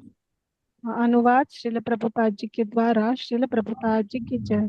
संजय ने कहा, इस प्रकार कहने के बाद शत्रुओं का दमन करने वाला अर्जुन कृष्ण से बोला, हे गोविंद, मैं युद्ध नहीं करूंगा, और चुप हो गया। तो कह रहे हैं कि मैं युद्ध नहीं करूंगा। गोविंदा, गौ गायों की रक्षा करने वाले, इंद्रियों, गोविंद का मतलब इंद्रियों की भी होता है कि इंद्रियों की, गो मतलब गाय और गो मतलब इंद्रियां। तो दोनों के जो है प्रसन्न करने वाले। तो गोविंदा के तीन अर्थ वैसे होते हैं। एक होता है गौ की रक्षा करने वाले, दूसरा होता है पृथ्वी की रक्षा करने वाले, और तीसरा होता है आत्मा की यानी कि जीव की रक्षा करने वाले। तो जब हम भगवान की शरण लेते हैं ना, तो हम अपने सही भाग्य का निर्माण करते हैं। वैसे ही अर्जुन अपने भाग्य का निर्माण कर रहे हैं, कह रहे हैं कि मुझे मार्ग बताइए। हरे कृष्ण। तमुवाच ऋषिकेशः प्रहसत्रिव भारत सेनाओरुभयोर्मध्ये विषीदन्तमिदं वचः। हरे कृष्ण। अनुवाद श्रील प्रभुपाद जी के द्वारा। श्रील प्रभुपाद जी की जय। हे भरतवंशी धृतराष्ट्र, उस समय दोनों सेनाओं के मध्य शोकमग्न अर्जुन से कृष्ण ने मानो हंसते हुए ये शब्द कहे। हरे कृष्णा। तो कृष्ण मुस्कुरा रहे हैं, हंस रहे हैं। क्यों हंस रहे हैं? क्योंकि अर्जुन मित्र हैं, फिर भी उनको गुरु बना रहे हैं। अर्जुन क्षत्रिय हैं और क्षत्रिय जैसे व्यवहार नहीं कर रहे हैं, संशय में दिख रहे हैं। तो वो कृष्ण को, अर्जुन को संशय में रख रहे हैं। अर्जुन भ्रमित है, प्रश्न पूछ रहे हैं। तो कृष्ण जैसा चाह रहे हैं वैसा हो रहा है। एक तरह से वेद व्यास जी हमको छोटी छोटी बातों की तरफ ध्यान हमारा दिला रहे हैं। तो हमें वेद व्यास जी की कृपा माननी चाहिए कि इन छोटे छोटे क्षणों को हम समझ पा रहे हैं, महसूस कर पा रहे हैं। तो तीन कारण हैं हंसने के। एक तो जैसा चाह रहे हैं वैसा हो रहा है। दूसरा, अर्जुन अर्जुन बच्चे जैसे व्यवहार कर रहे हैं, जैसे बच्चा पिता को खुश करने के लिए करता है वैसे कर रहे हैं। और तीसरी बात है कि जैसे कोई अज्ञानी होता है ना, ज्ञानी को बताता है कि तर्क करता है, समझाता है, अपनी बातों कहता है तो ज्ञानी मुस्कुराता है, उस तरह से भगवान की हंसी है। तो भगवान हमारे लिए योजना बनाते रहते हैं, हमको समझ में नहीं आता है। और ये दूसरे अध्याय के जो श्लोक हैं, इसमें बहुत भगवान के तरह तरह के रंग हमको दिख रहे हैं। और धृतराष्ट्र सुन रहे हैं, संजय हमारे जो है नेत्र बने हुए हैं धृतराष्ट्र के, और उनको सब बता रहे हैं। तो इस समय एक अज्ञानी और ज्ञानी का भेद बिल्कुल स्पष्ट दिख रहा है। कृष्ण आनंद में है, क्योंकि जो ज्ञानी होता है हमेशा आनंद में रहता है। अर्जुन दुख है में है, क्योंकि अज्ञान में है। और ज्ञानी जो होते हैं वो हमेशा दुख में रहते हैं, रोते रहते हैं। तो ये भेद होता है ज्ञानी और अज्ञानी में। हरे कृष्णा। हरे कृष्ण। श्री भगवानुवाच आसोच्यान अनुसोच्यः त्वं प्रज्ञावादानि च माससे गत आशुन् अगत अश्रुन् च न अनुशोचन्ति पंडिताः।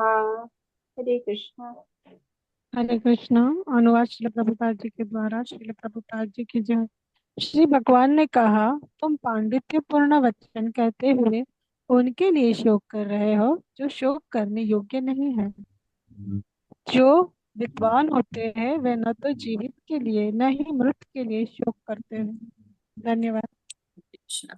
तो असोचान्य शोचस्तम प्रगावाद्यश्च भाषसे गतासून गतासूचच नानुशोचन्ति पंडिता। तो असोचान्य वो जो शोक करने के योग्य ही नहीं है, उसके लिए तुम शोक कर रहे हो और बातें ऐसी बना रहे हो जैसे बड़े बड़े पंडित बना रहे हो। प्रज्ञावादस्य भाष्य, पांडित्यपूर्ण बातें कह रहे हो। मतलब तुम्हारी बातों में तो वो तथ्य नहीं है जितने तुम्हें लग रहा है कि मैं बहुत बड़ी बड़ी बातें कर रहा हूँ, बड़ी अच्छी बातें कर रहा हूँ। तो क्यों? क्योंकि जो चले गए हैं और उनके लिए क्या शोक करना है। तो शोक उसके लिए करना है कि जो कि होने वाला नहीं है, जो होना ही निश्चित हो। यानी कि जो जिस दिन जन्म लेता है उसी दिन उसकी मृत्यु निश्चित हो जाती है। बिना मृत्यु तो सबके जो है जानी है, जो आए हैं उनको जाना ही जाना है। तो शोक क्यों करना है? मृत के लिए या जीवित के लिए क्यों शोक करना है? और जिनके प्राण चले गए, तो प्राण तो क्या है, शरीर आपका जाता है, प्राण तो आपका जो आत्मा है वो तो नित्य है, तो उसके लिए क्यों शोक करना है? तो चला गया, वो तो आपको अनित्य था ही, उसको जाना ही था। और जो जीव है वो तो कभी, मतलब जो आत्मा है वो तो जाती ही नहीं, तो उसके लिए शोक करना ही क्या है? तो एक तरह से भगवान उनको ज्ञान दे रहे हैं कि शरीर क्या है, आत्मा का जो है आवरण है। आत्मा एक शरीर से दूसरे शरीर में देहांतरण करती रहती है, कर्म के अनुसार शरीर मिलता रहता है। गरुड़ पुराण कहता है ना, पूर्व जन्म कृतम पापम व्याधि रूपेण जायते। हमने तो कई जन्म लिए हुए हैं और हमें अपने कर्म के अनुसार ये योनियां मिलती ही रहती है। तो जब हम आध्यात्मिक भाव पे सोचते हैं, आत्मा के स्तर पे सोचते हैं, तो हम इस तरह का शोक नहीं करते हैं। हरे कृष्णा। हरे कृष्णा। धन्यवाद संतोषी माता जी। धन्यवाद प्रवीणा माता जी। हरे कृष्णा। सुमन दुर्गापाल माता जी, आपका हैंड रेस था। माता जी आप श्लोक पढ़िए। हरे कृष्णा। रूमा माता जी आप अनुवाद पढ़िए। हरे कृष्णा। हरे कृष्ण। न त्वेवा अहं जातु नासं न त्वं नेमे जनाधिपाः न चैव न भविष्यामः सर्वे वयमतः परम। हरे कृष्ण। हरे कृष्णा। ऐसा कभी नहीं हुआ कि मैं ना रहा हूँ या तुम ना रहे हो, अथवा ये समस्त राजा ना रहे हों, और ना ऐसा है कि भविष्य में हम लोग नहीं रहेंगे। हरे कृष्ण। हरे कृष्णा। तो कृष्ण जी दो बातों को कह रहे हैं। एक तो कह रहे हैं कि ऐसा कभी ना हुआ है कि ना तुम रहे हो ना मैं रहा हूं। अर्थात क्या है कि हम हमेशा थे। तो भगवान और जीव दोनों शाश्वत है। हम आत्मा नहीं है, आत्मा है, हम शरीर नहीं है। हम कौन है? हम ये आत्मा है, ये जो है वो जो शरीर को धारण करता है। तो भौतिक जगत में आप देखिए कि कुछ चीजें हैं जो कि लिविंग थिंग कही जाती हैं, कुछ नॉन लिविंग थिंग कही जाती हैं, जैसे कि पहाड़ है, घर है, ये नॉन लिविंग थिंग है। लेकिन मनुष्य है, जानवर है, पौधे हैं, लिविंग थिंग कहे जाते हैं। तो जीवित और अजीवित में आत्मा का ही फर्क होता है ना। आत्मा चेतनता लेके आती है। जैसे कार है, जब तक ड्राइवर ना हो कार नहीं चल पाती है, कार खड़ी रह जाएगी ड्राइवर नहीं होने पर। उसी तरह से जब तक आत्मा ना हो शरीर नहीं चल रहा है, आपका नहीं चल सकता है। रास्ते में देखिए कि आपको डाली पड़ी हुई है तो कोई फर्क नहीं होता, कुछ लोग उसको लात मार के चले जाएंगे, कुछ लोग बचा के चले जाएंगे। लेकिन एक महिला गिरी हुई तो सब उसको देखेंगे, उसको उचित सहायता देंगे। क्यों? क्योंकि उसमें चेतना है, उसमें आत्मा है। लेकिन बहुत से दूसरी तरह की बातें ये भी है कि जैसे कि लोग कहते हैं कि भगवान एक है और जीव जो है वो उसमें विलीन हो जाता है। तो नहीं, भगवान कह रहे हैं कि हम दोनों अलग अलग हैं। एक आत्मा है, दूसरा परमात्मा है। तो भगवान के हम अंश हैं, लेकिन हम भगवान नहीं हैं। तो ऐसा कोई भी समय नहीं रहा होगा जब तुम न रहे हो या हम न रहे हो या ये राजा लोग न रहे हो। जो भी आपको दिखाई दे रहे हैं, जिन आत्माधारी हैं, सब शाश्वत हैं और ये हमेशा ही थे। हरे कृष्ण। हरे Krishna. Zeno Asmenia Thade Kaumaram Yauvanam Jara तथा देहांतर प्राप्ति धीरः तत्र न मोहयति। हरे कृष्ण। हरे कृष्णा। जिस प्रकार शरीरधारी आत्मा ओहो, इस वर्तमान शरीर में नेट बाल गया लग रहा है। बाल्य अवस्था से तरुणा अवस्था और फिर वृद्ध अवस्था में निरंतर अग्रसर होता रहता, माता जी नेट चला गया है।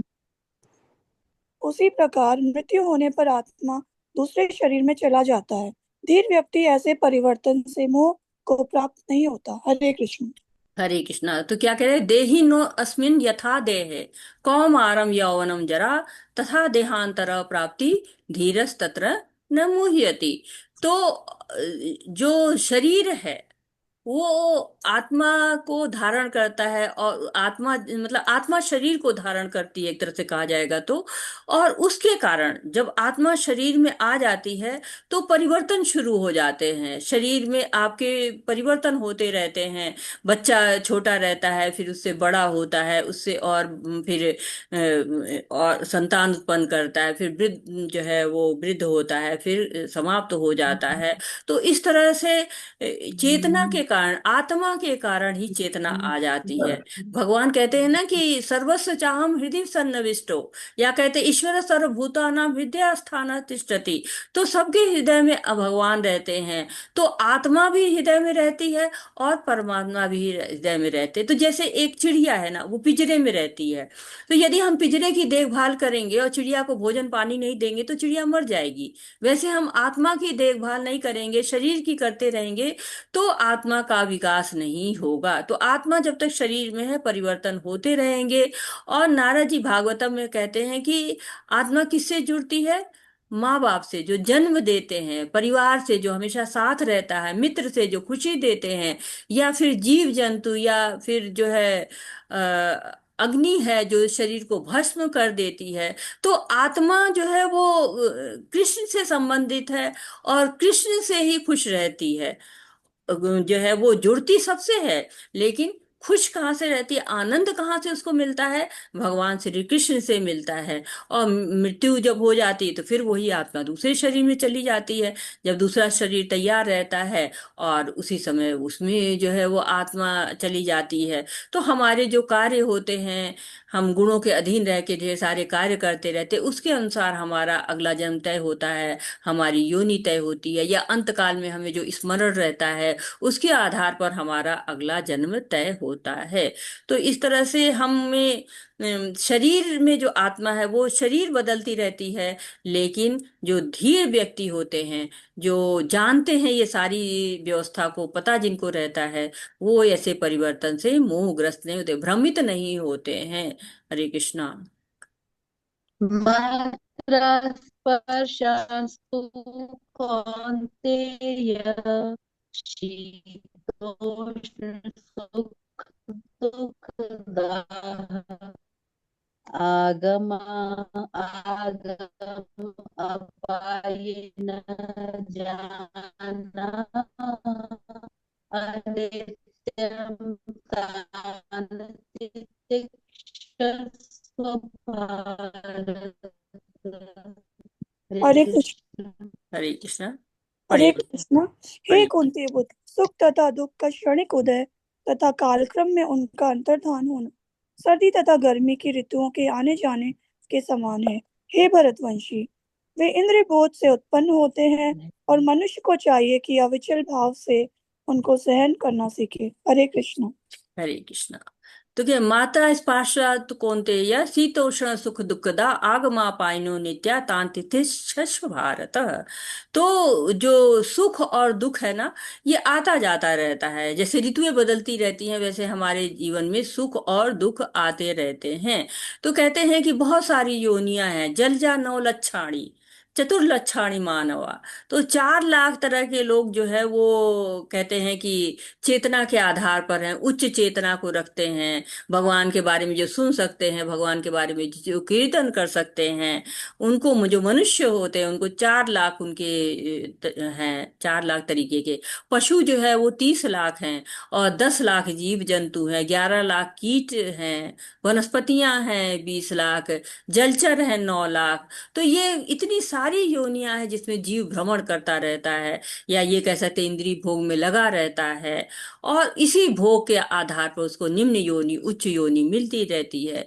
तो जीवन में सुख दुख क्यों आते हैं? मात्रा स्पर्श कौनते या इंद्रियों के कारण। इंद्रियों के विषय जो हैं, इंद्रियों के विषय जैसे सूंघना है, स्पर्श करना है, देखना है। हम अच्छी अच्छी चीजों को देखना चाहते हैं, अच्छे भोग करना चाहते हैं, जीवा पे बढ़िया बढ़िया खाना चाहते हैं, स्वाद चाहते हैं। तो इनको इसी के कारण हमको द्वंद्व आते हैं। जो कष्ट हमको मिलते हैं वो इसी के कारण मिलते हैं। तो इनको सहने के अलावा और कोई भी विकल्प नहीं है। तो भगवान ने एकदम स्पष्ट आदेश दे दिया है कि ये तो आपको अविचल भाव से सहन करना सीखिए, दूसरी कोई आपको व्यवस्था है ही नहीं। हरे कृष्णा। हरे कृष्णा। धन्यवाद सुमन माता जी। श्लोक में पढ़ रही हूँ। हरे कृष्णा। यम ही न व्यथयन्ते ते पुरुषं पुरुषर्षभ समदुःख सुखम धीरम सोमृतत्वाय कल्पते। हरे कृष्णा। हरे कृष्णा। हे पुरुष श्रेष्ठ अर्जुन, जो पुरुष सुख तथा दुख में विचलित नहीं होता और इन दोनों में संभाव रखता है, वे निश्चित रूप से मुक्ति के योग्य है। हरे कृष्ण। तो सम दुख सुख, कितना सुख है कितना दुख है, इंद्रियां तौलती रहती हैं। ये वाला बेड अच्छा है कि वो वाला बेड अच्छा है, ये गद्दा अच्छा है कि वो गद्दा अच्छा है, उनकी शादी में ज्यादा अच्छा खाना मिला था कि उनकी शादी में अच्छा खाना मिला था, अभी शाम को ज्यादा अच्छा बनाया गया कि सवेरे ज्यादा अच्छा बनेगा, ठंडा का मौसम अच्छा है कि गर्मी का मौसम अच्छा है। इंद्रियां तौलती रहती हैं, हमेशा बढ़िया चाहिए, और अच्छा और स्वादिष्ट और आंखों को सुख देने वाला और स्पर्श को सुख देने वाला। इंद्रियां भ्रमित रहती हैं और इसी भ्रम के कारण हम भी भ्रमित रहते हैं। तो कहते हैं कि जो दोनों में संभाव रहता है वही मुक्ति पाता है। हरे कृष्णा। हरे कृष्णा। नासतो विद्यते भावः नाभावो विद्यते सतः उभयोरपि दृष्ट्वान्त्वन् स्तन्ययोस्तत्त्वदर्शिभिः। हरे कृष्णा। हरे कृष्णा। तत्वदर्शियों ने यह निष्कर्ष निकाला है कि असत भौतिक शरीर का तो कोई चिरस्थायित्व नहीं है, किंतु सत आत्मा अपरिवर्तित रहता है। उन्होंने इन दोनों की प्रकृति के अध्ययन द्वारा यह निष्कर्ष निकाला है। हरे कृष्ण। हरे कृष्ण। देहात्म बुद्धि 2 प्रकार की होती है। पहला होता है कि स्वयं को जड़ पदार्थ हम समझने लगते हैं, शरीर जड़ पदार्थ है, हम भी खुद को ही जड़ पदार्थ समझते हैं। और दूसरा, हम स्वयं को भगवान समझने लगते हैं। तो लेकिन जब शरीर जो है वो आत्मा से जुड़ जाता है तो वो जड़ नहीं रहता है। तो आत्मा जो है वो हमेशा रहेगी, शाश्वत रहेगी, अपरिवर्तित रहेगी। और अब आगे यहाँ से आपको कहते हैं कि आत्मा की प्रकृति का वर्णन होगा। तो हम शरीर से और आत्मा को बिल्कुल एक समझने लगते हैं जब, तो हम भगवान खुद को समझने लगते हैं, क्योंकि हमारे अंदर देहात्म बुद्धि आ जाती है, हम कंट्रोलर हैं, हम नियंत्रक हैं, ऐसा हम समझना शुरू कर देते हैं अपने आप को। तो आज हम यहाँ पे रुकते हैं। वाञ्छाकल्पतरुभ्यश्च कृपा सिन्धुभ्य एव च पतितानां पावनेभ्यो वैष्णवेभ्यो नमो नमः। अनंत कोटि वैष्णव वृंद की जय। शिला प्रभुपाद की जय। हरे कृष्णा हरे कृष्ण कृष्ण कृष्ण कृष्ण हरे कृष्णा हरे, हरे हरे हरे हरे हरे राम हरे हरे राम राम हरे राम राम हरे हरे राम राम राम हरे हरे। राम हरे राम हरे हरे हरे कृष्णा, हरे सभी को, हरे सभी का बहुत कृष्णा बहुत हरे हरे धन्यवाद। हरे कृष्णा कृष्ण हरे सभी को हरे कृष्णा हरे। हरे राम हरे हरे राम कृष्णा। राम शिल राम प्रभुपाद की हरे जय, हरे भगवत गीता की जय, सभी भक्तों की जय। आपका कोई प्रश्न है, कोई सुझाव है, कोई त्रुटि सुधार है, कुछ ऐड करना चाहते हैं तो मोस्ट वेलकम। हरे कृष्णा, सभी को हरे कृष्णा। हरे कृष्ण माता जी, अटेंडेंस लिंक। अटेंडेंस लिंक प्रभु जी ने डाली होगी, अटेंडेंस लिंक डाल दीजिए प्रभु जी। नहीं, हरिप्रिया माता जी, प्रभु जी नहीं हो तो आप उसको देख लीजिए, जी डाल माता जी दीजिए। डाल देती। हरे कृष्ण। माता जी डाला है इन्होंने।